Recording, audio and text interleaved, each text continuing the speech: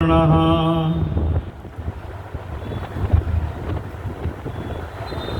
नहीं है लंबे समय तक बैठ पाना। जो लोग बैठे हैं उनको नमन है और धन्यवाद है। एक बार आपके लिए जोरदार तालियां हम सभी बजा लें, थोड़ा माहौल परिवर्तित हो जाता है। ये बेटियां इसलिए बैठी कि इनकी अध्यापिकाएं भी यहीं पर बैठी हैं, ऐसा है ना? नहीं है ऐसा? तो फिर तो और ज़्यादा तालियां होनी चाहिए आपके लिए। धन्यवाद।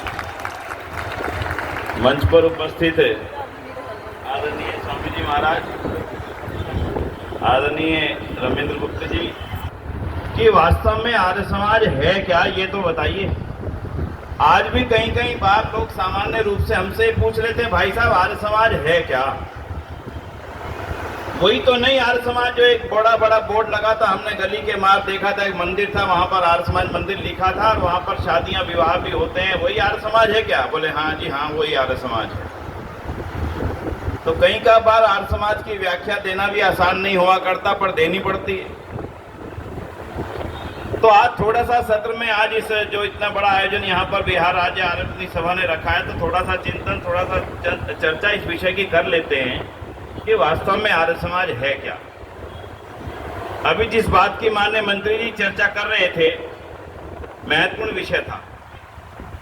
आर्य समाज ने क्या दिया, पंडित की सही व्याख्या क्या होती है, सनातन वास्तव में है क्या।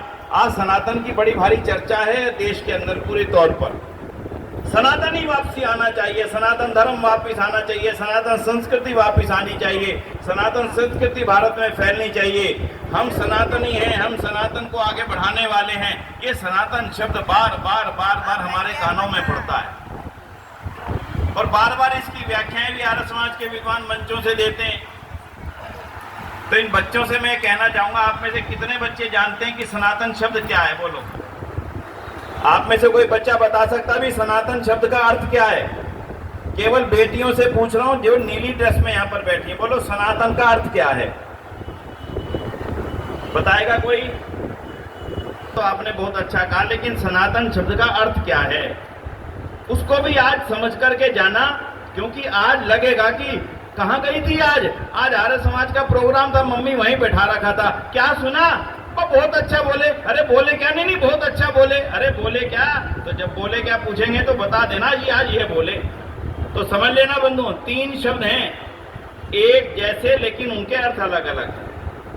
एक है पुरातन, बोलो क्या है? जो पुराना है। क्या है इसका अर्थ? क्या है? और एक है नूतन। नूतन का क्या अर्थ है? नूतन का क्या अर्थ है? नया है। ठीक है।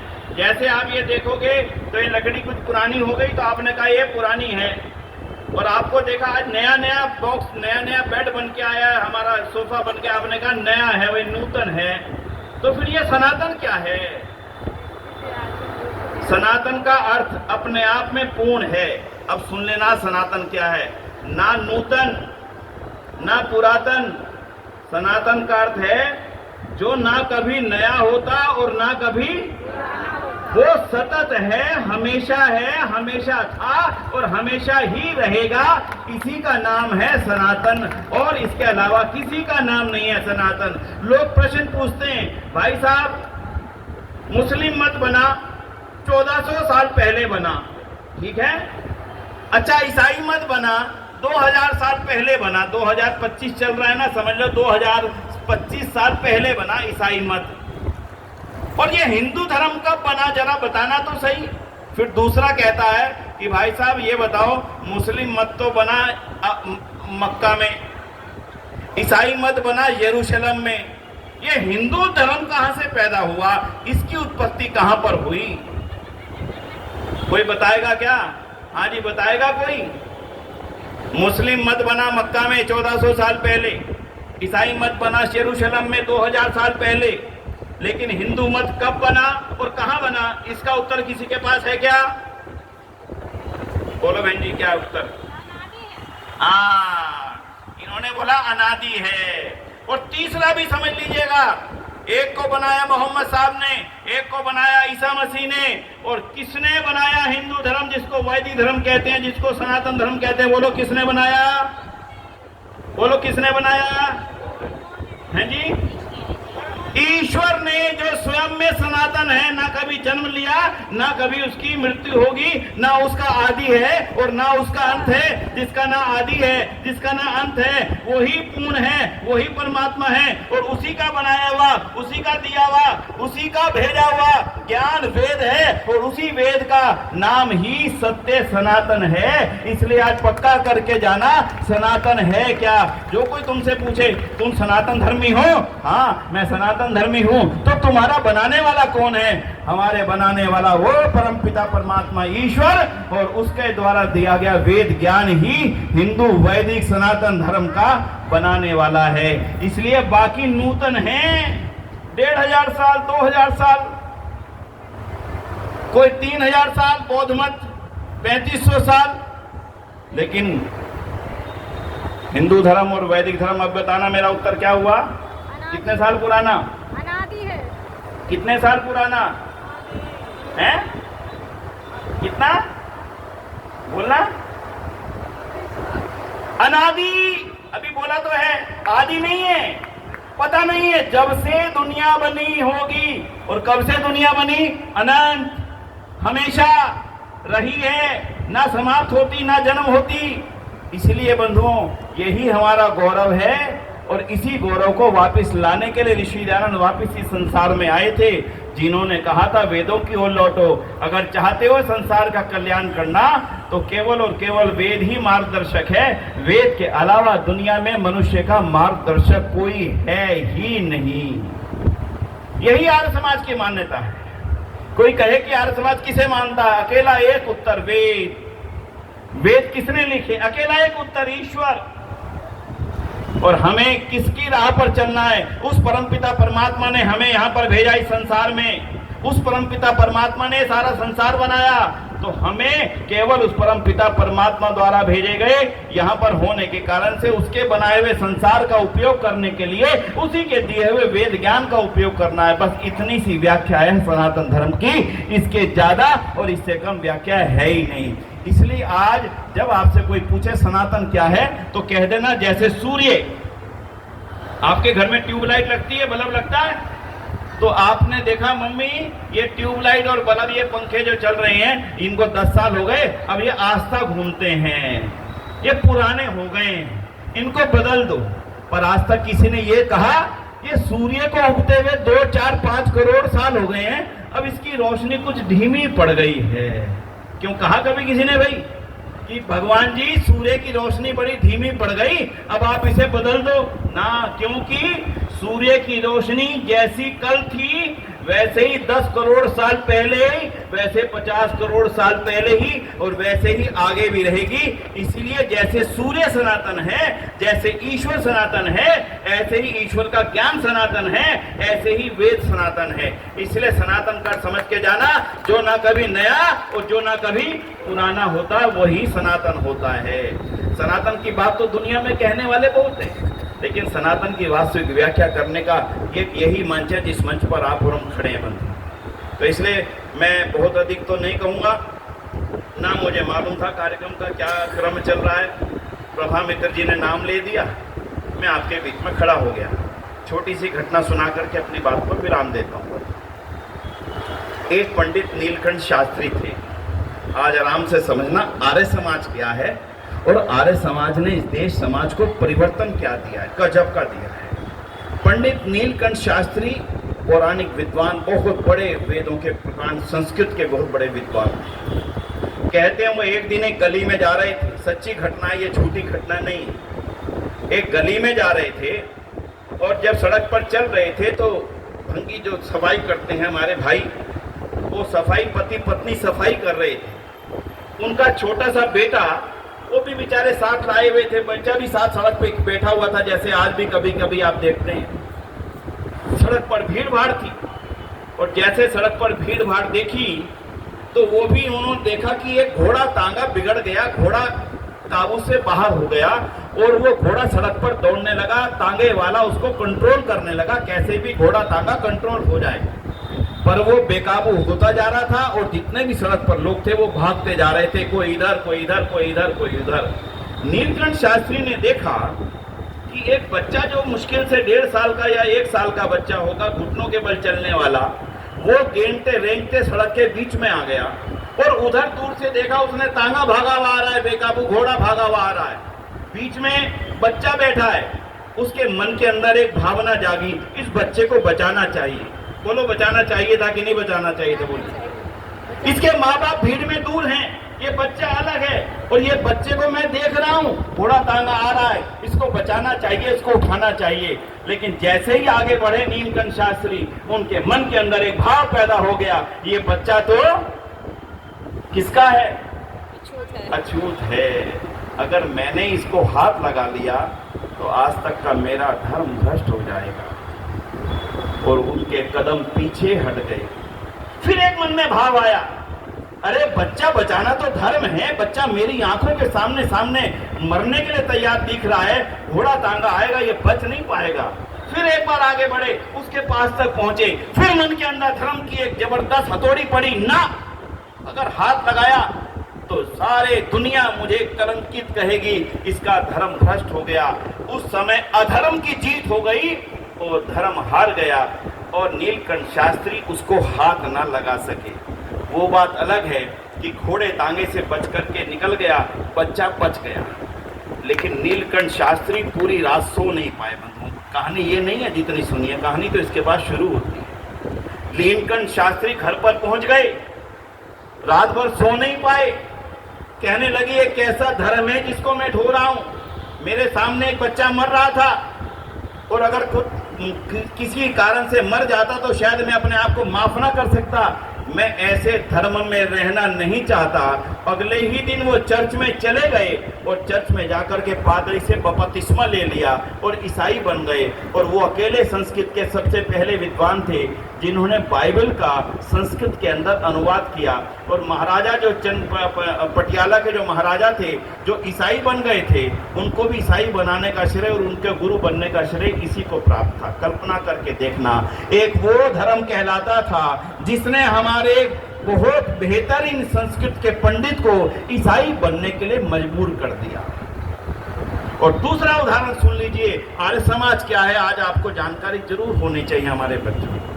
एक ईसाई पादरी जो अमेरिका से चल करके भारत आया और यह सोच करके आया था कि मैं भारत को ईसाई बना दूं।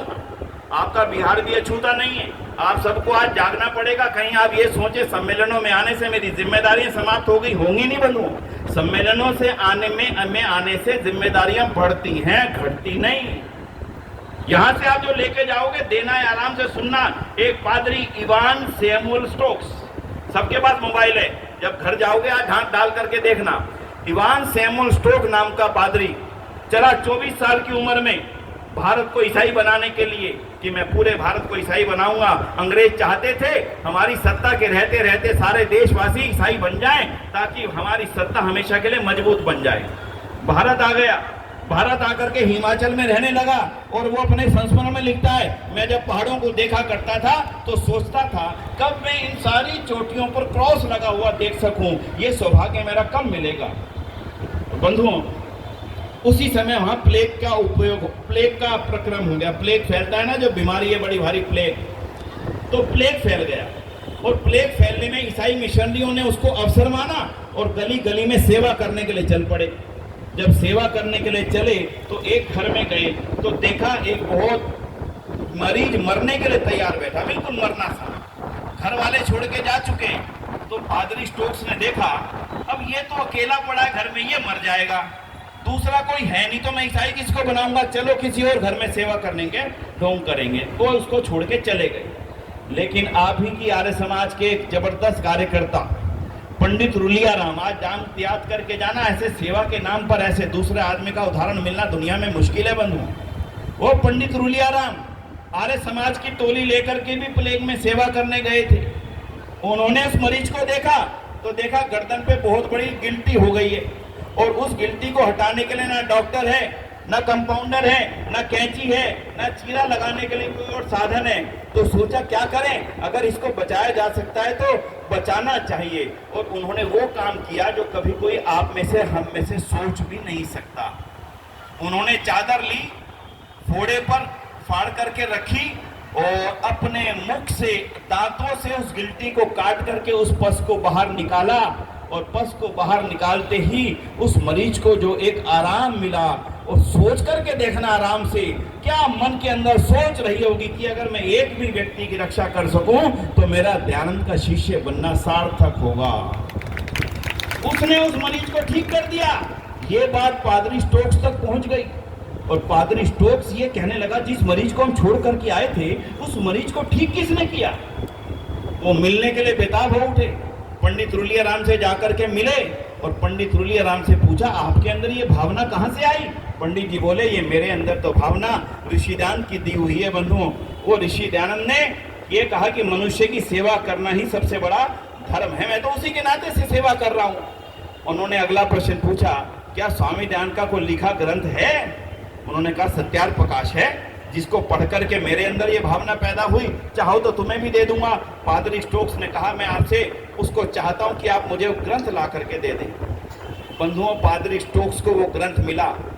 15 दिन में पादरी स्टोक्स ने वो ग्रंथ पढ़ लिया, जो अमेरिका से, कैलिफोर्निया से चल करके यहाँ पर भारत में ईसाई बनाने आया था।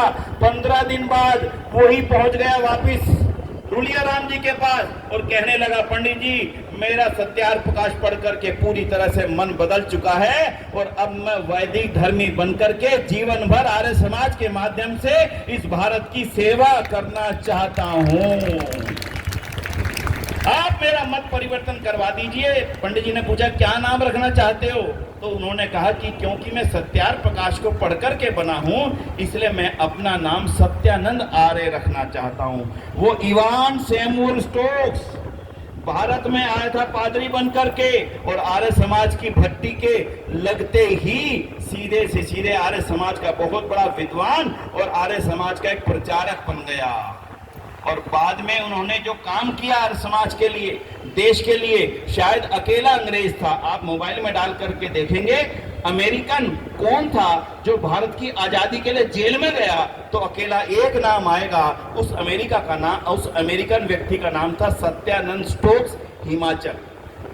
सोच करके देखना बंधु, जब आर्य समाज नहीं था, हमारा बंधु, हमारा पंडित, हमारा विद्वान उस हीन दीन धर्म के कारण से ईसाई बन रहा था, और जब आर्य समाज आ गया तो पादरी बनकर के यहाँ पर आने वाला व्यक्ति आर्य समाज की भट्टी में तप करके आर्य समाजी विद्वान बनके हिंदुओं का प्रचारक बन रहा था। ये है आर्य समाज, इसका नाम है आर्य समाज। इसलिए आज इस देश को, इस समाज को आर्य समाज की बेहद जरूरत है, पर आर्य समाज के भवनों की नहीं बंधुओं, आर्य समाजी व्यक्ति की जरूरत है, आर्य समाजी विचार की जरूरत है। इन बच्चों को आज ये बताने की जरूरत है कि भगत सिंह के अंदर, भगत सिंह के पूरे परिवार के अंदर फांसी पर चढ़ने की प्रेरणा आई कहां से? राम प्रसाद बिस्मिल भी आराम से जिंदगी जी सकते थे, शानदार जीवन जी सकते थे, कोई कमी नहीं थी ऐश्वर्याराम के साधनों की उसके पास, ले सकते थे, युवा थे। लेकिन 23 साल का नौजवान फांसी पे चढ़ रहा है। चंद्रशेखर आजाद अपने आप को कहता मैं आजाद रहूंगा।